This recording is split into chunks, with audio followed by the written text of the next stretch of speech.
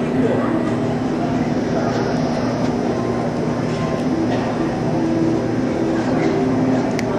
Hey Vanessa, you having fun? What are you doing? Got it all on film.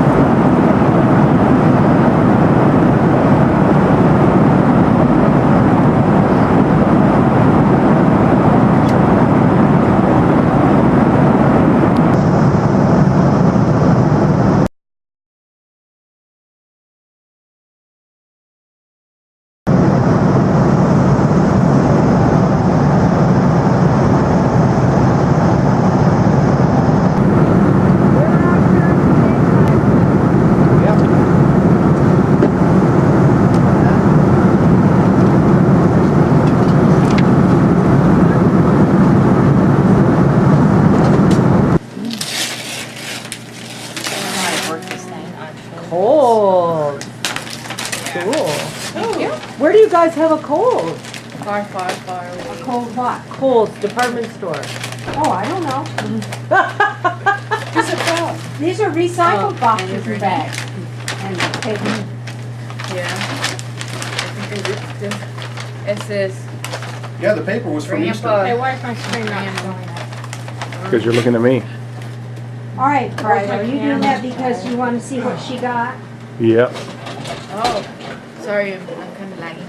Y'all say it's You're No, doing good. Nobody's sitting. No, I'm sitting in your chair.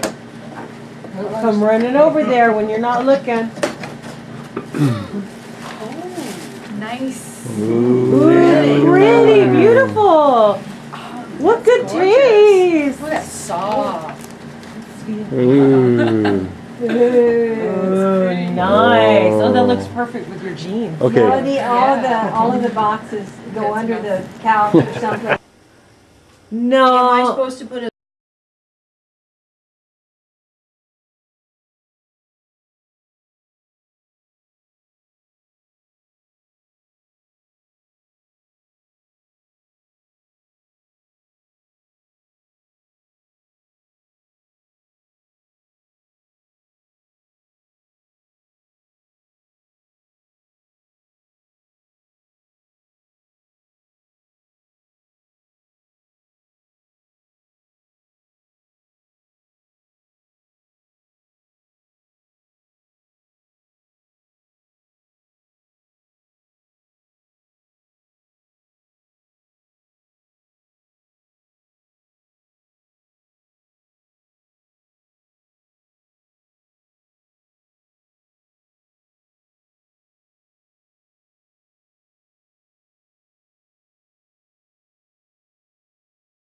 score on here?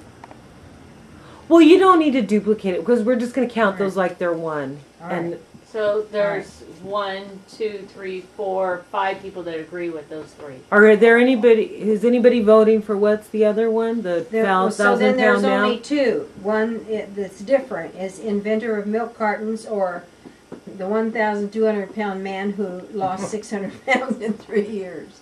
So there's 3 possibles. Okay, so I'm voting for Hudson Named River after slash River Bay. Okay, so that's 1, Yeah. 2, 3. Okay, that's 3. I'll go for that too. And you're going to go for it, so that's 4. What are you voting for, Stan? And you don't have to vote for your own answer then, obviously. No. Oh, and you can vote. Yeah. You can if you have a false answer. Like if if you said he's, the dog catcher who got Yeah. rabies, you can bluff and vote for it to make it look like it's real. So are you gonna vote? Which one are you voting in? It's mean, isn't it? it. Yeah. No, it's hilarious. It's cruel. It's funny. Who are you voting for? Come on, move on with the game. The inventor of milk cartons. The inventor of milk cartons? No, Okay. no, the 2,000-pound man or whatever. The it was. 2000, you're voting for the Yeah. 2000-pound man? Yeah. Okay, so now tell us what it was.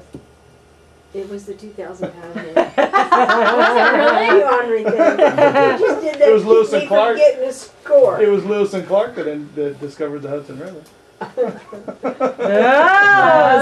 again. Smart. Okay, so Dan and Christy are all ready to go. And we're waiting now for the rest of the crew.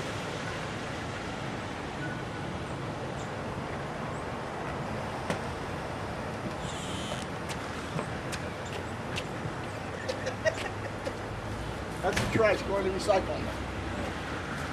Well, did you say you're the trash going to the recycle? Oh, okay.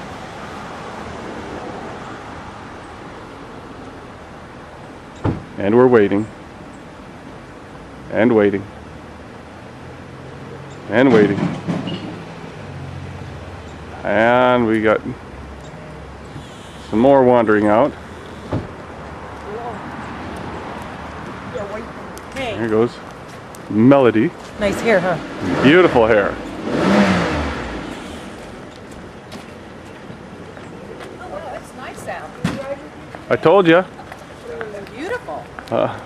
I'll put a black bar across your face there, Art. Oh, sorry, I didn't mean to say your name.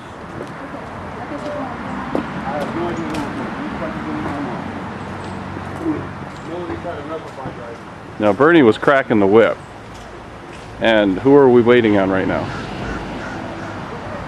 We got Al and Bernie. And I think Vanessa.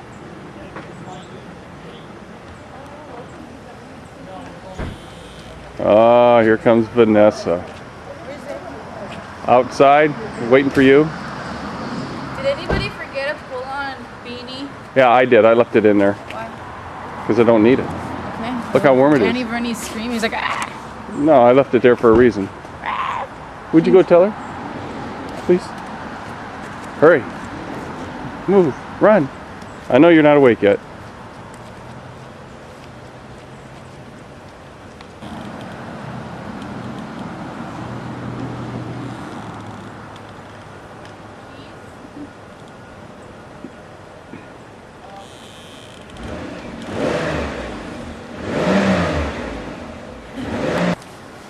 You're driving with them.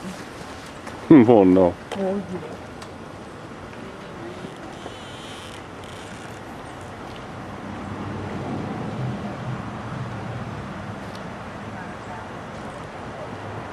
Here comes Bernie and Al. The rear guard. Not to say that the guard rears, but they're just bringing up the rear. There you have it. Now where are we going to?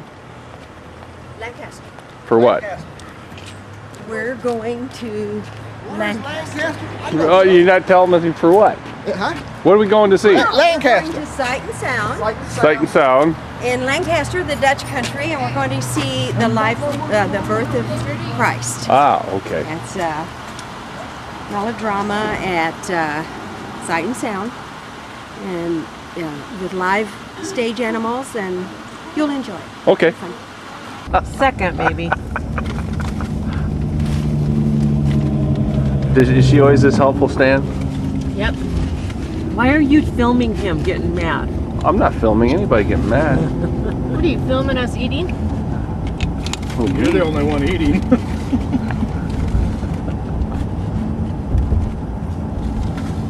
My friend Karen grew up in this area. Karen, now who is she? The lady that lives down the street there. Living Waters? No. We're going to Sight and Sound. Ooh. Because he's really close to Vicky. Mm-hmm. And Dennis lives further. Vicky lives like, not right in Bridgeton, but it's like, you know, it's like Norco La Sierra. Kind Yeah, of a that's- deal. Bernie's.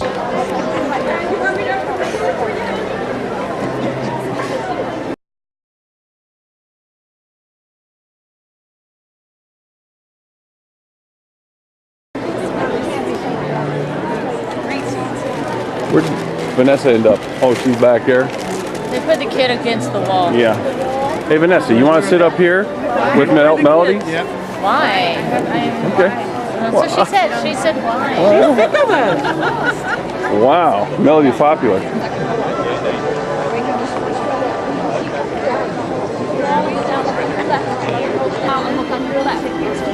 Great, you're out of there.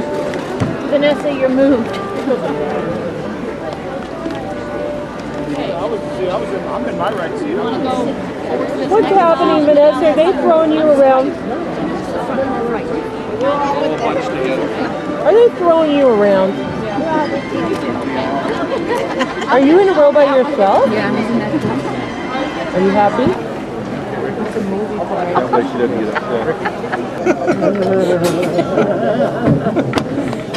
He's pretty bad that way.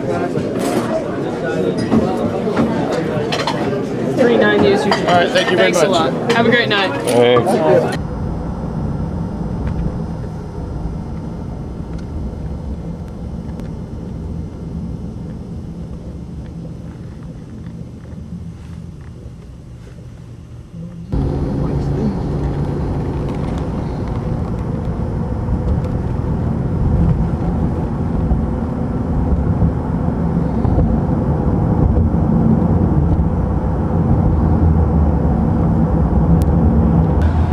Slow over there.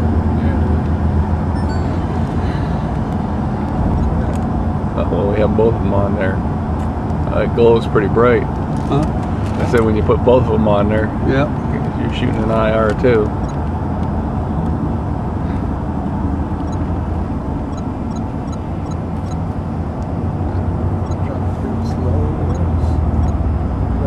It's going for you to get back there. And that's pretty well normal. This is without it on. Yeah, here's mine without on. This song.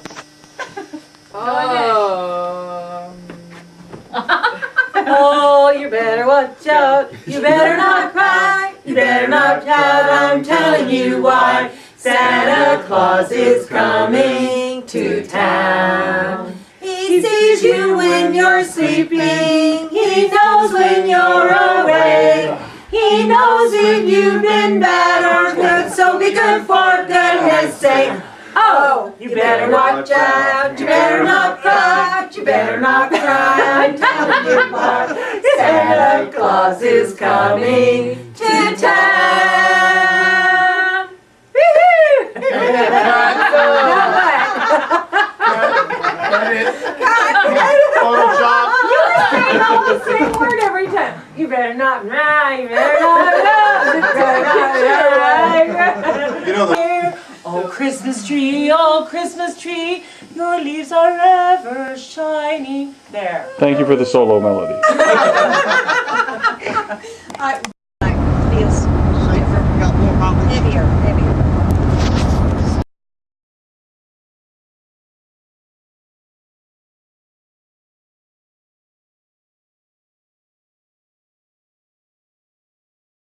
Or balance or something. I don't know. Just amazing.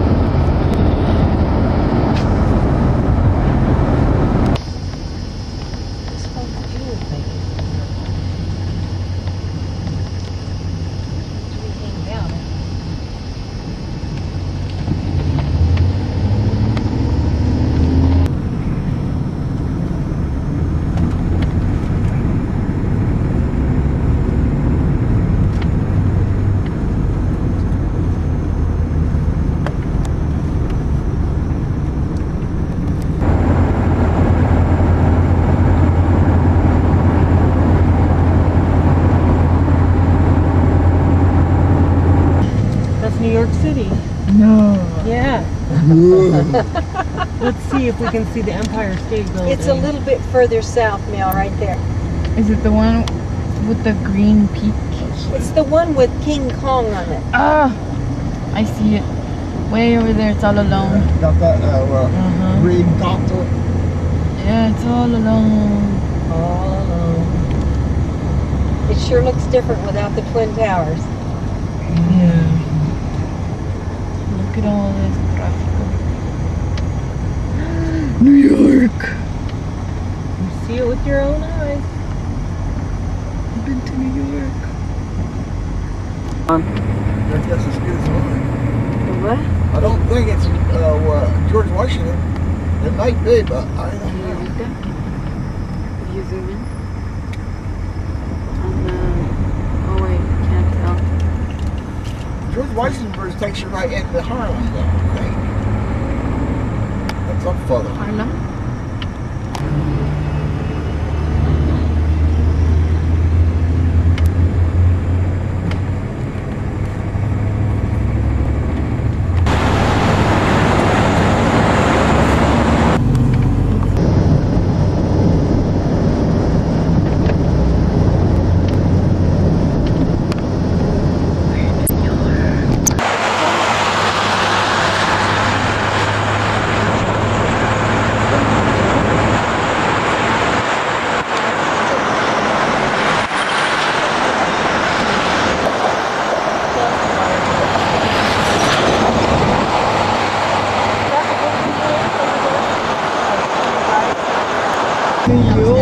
But it looks like she's just surrounded by houses.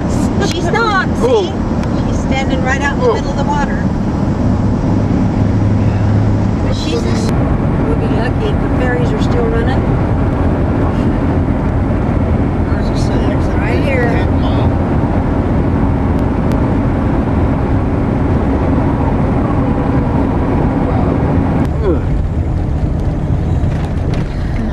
Ferry parking, turn right. Get a little ticket. Get close enough to get a little ticket. Is there anybody on that side? Yeah, we missed the ferry. There's the Statue of Liberty.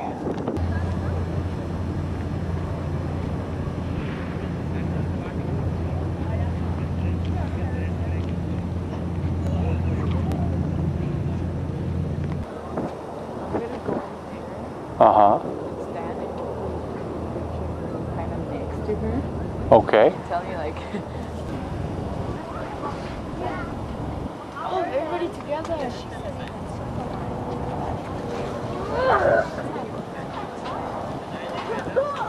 And that is Ellis Island.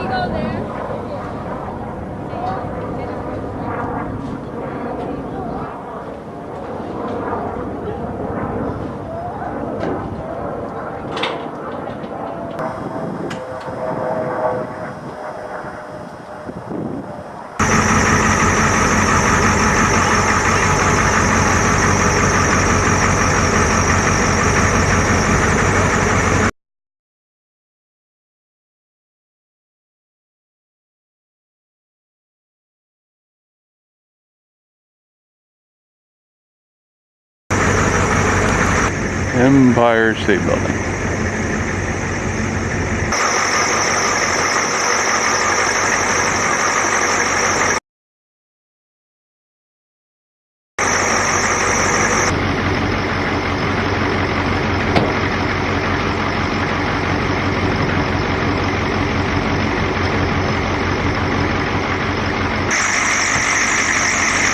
This is our fearless crew. Everybody wave.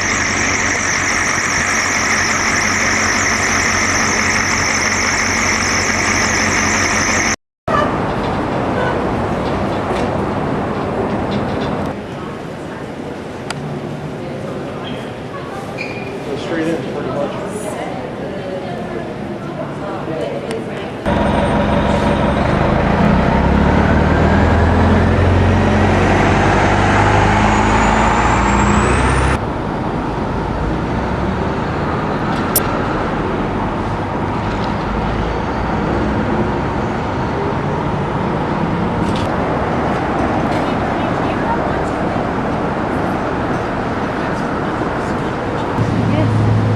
Some of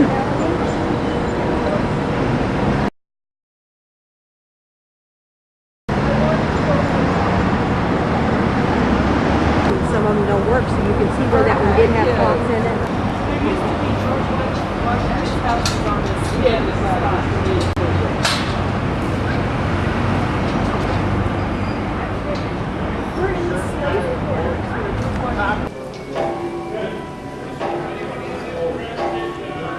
They still do have somebody tell them.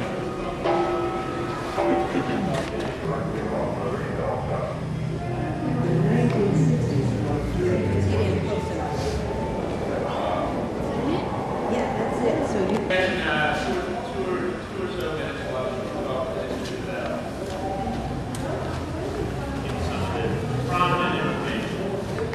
Folks, give me another moment to take a couple last photos, then I'm going to start our short talk on the history of the bell.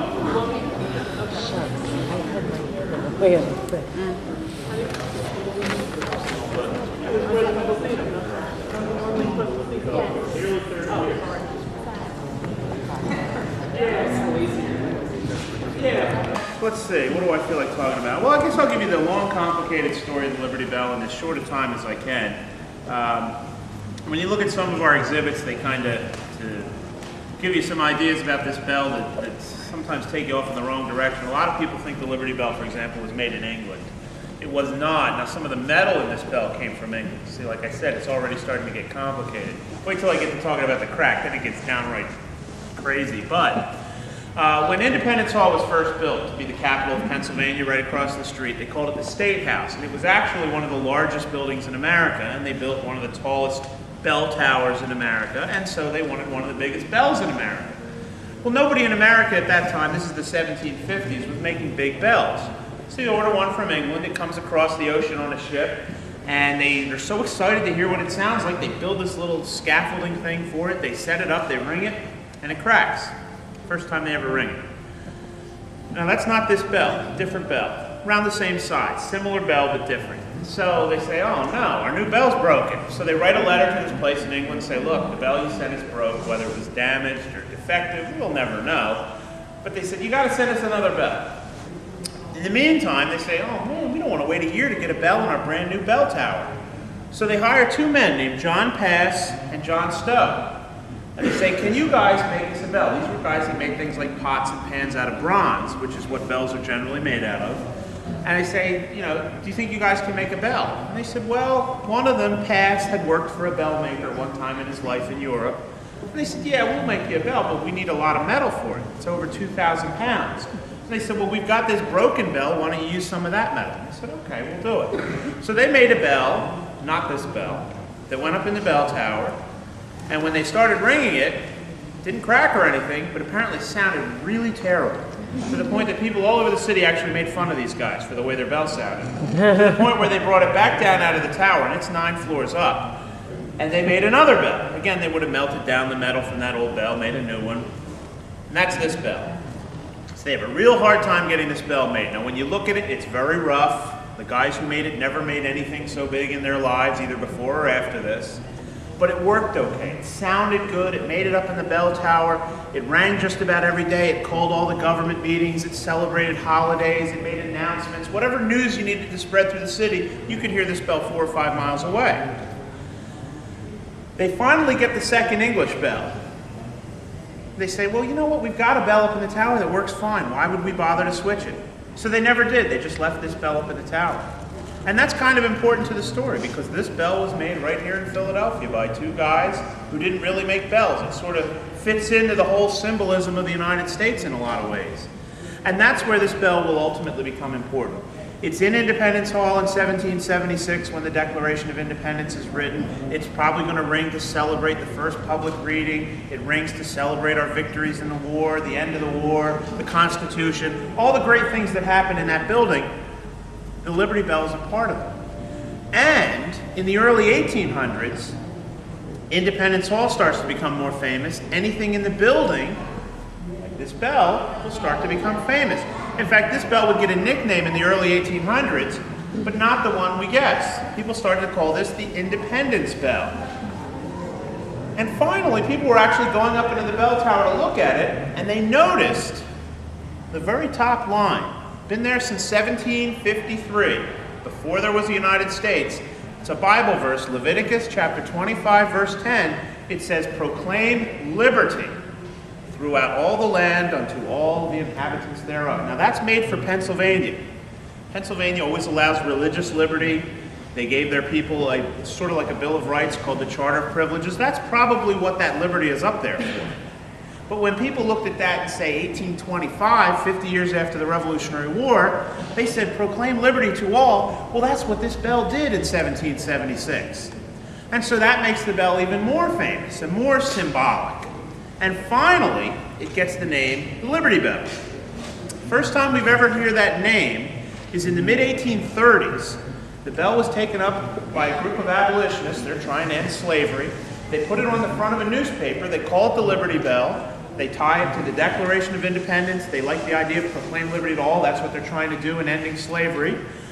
And calling it the Liberty Bell makes it even more famous. And of course, that's the name that we use today. Later on, other groups would take up the bell and use it as their symbol of their cause. The women's suffrage movement, trying to get votes for women, would use the Liberty Bell. Other countries would eventually use the Liberty Bell. So it just slowly but surely builds and builds and builds to become more famous.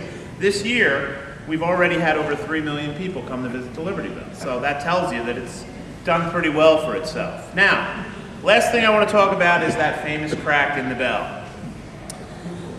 And as I said, this is where it gets really tough to explain because we have two big problems. We don't know when the bell cracked. We don't really know, because we don't know when it cracked, exactly why it cracked. It's not what you expect to hear. You want to hear some great story tying it into some great day. But unfortunately, the Liberty Bell probably cracked some unknown day that it was ringing in the 1840s. The reason I say that is the first mention that there's a crack in the bell comes in 1846, when it's already there. So it probably hasn't been there all there that long. Now the way it works is this. It cracks at the bottom. Underneath the bell, and it's still there, is the clapper, the original clapper. It weighs about 45 pounds, like a big hammer. The yoke, by the way, at the top, this is elm. That's also original. It would have been attached to a big wheel so the whole bell would swing. And that clapper would hit the same spot, front and back of the bell. Eventually, one day when the bell was ringing, it got a very small crack at the bottom. Nobody noticed it. They kept using the bell. Over months, maybe longer, it just climbs. The two sides of the crack rubbing together makes it get worse. Eventually, it gets long enough you can hear it. You can hear the sides of the crack rubbing together. The sound has changed, and in 1846, they want to fix it. So they drilled, and they make the crack wider, which immediately doesn't sound like a great idea, but you make it wider to keep the sides from rubbing together. The sound should be okay, and in theory, it shouldn't crack any worse. The first time they rang the bell after fixing it was George Washington's birthday, 1846. They started ringing in the morning, and it sounded good. So they said, all right, it worked. Kept ringing the bell. Lunchtime, doesn't sound so good anymore. So they took a look, and when you're in the front of the bell, you will see there is a second crack. Right out of that repaired section, the best place to see it is the word "and" in the front. Comes around towards me, it actually goes through Liberty, and it goes all the way to the top of the bell. That crack at the top, that's the one we can't fix. That's why this bell does not ring today. It's not the first one, it's that upper one that's the real problem.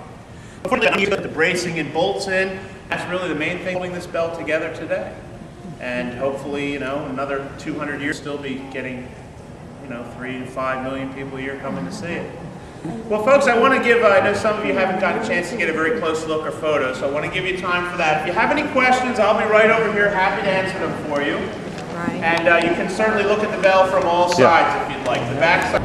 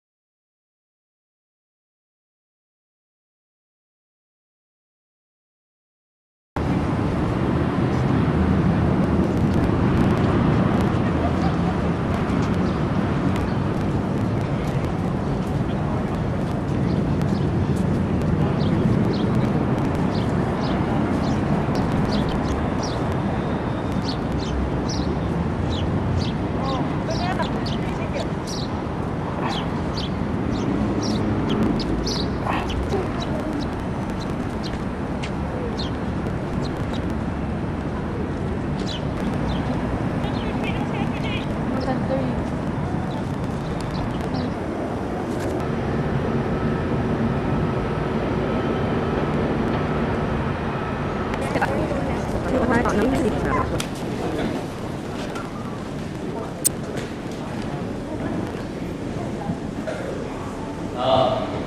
this building was built, this room was set up to be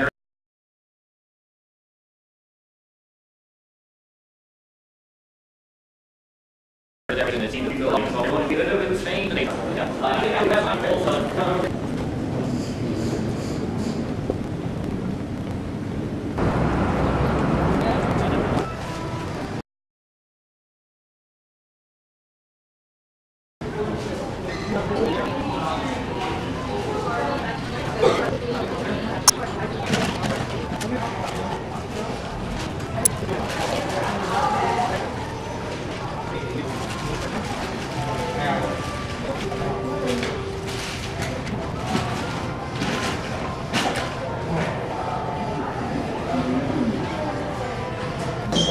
So you survived. Rick, when you come in tonight for good, would you put the... Yep. Okay. Are you guys ready to go?